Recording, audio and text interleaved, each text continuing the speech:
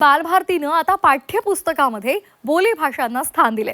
6वीच्या मुलांना मालवणी आणि वऱ्हाडीचे धडे आता मिळणार आहेत। मुलांना बोली भाषांची ओळख व्हावी म्हणून हा निर्णय घेण्यात आलाय। बालभारतीनं नव्या पाठ्यपुस्तकांमध्ये आता राज्यांमधील बोली भाषांना स्थान दिले।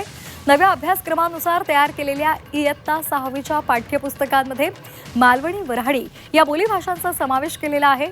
11वी-12वीच्या स्तरावर सुद्धा पाठ्यपुस्तकातील बोली भाषांचा विस्तार करण्याचं बालभारतीच्या विचाराधीन आहे।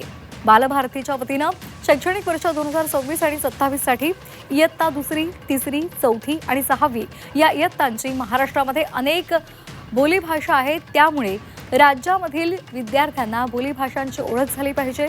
बोली भाषांमध्ये सुद्धा लेखक आहेत, साहित्य निर्मिती होते, याची विद्यार्थ्यांना माहिती करून देणं हे महत्त्वाचं आहे आणि म्हणून हा विचार करून बोली भाषांचा पाठ्यपुस्तकांमध्ये समावेश करण्यात आला आहे।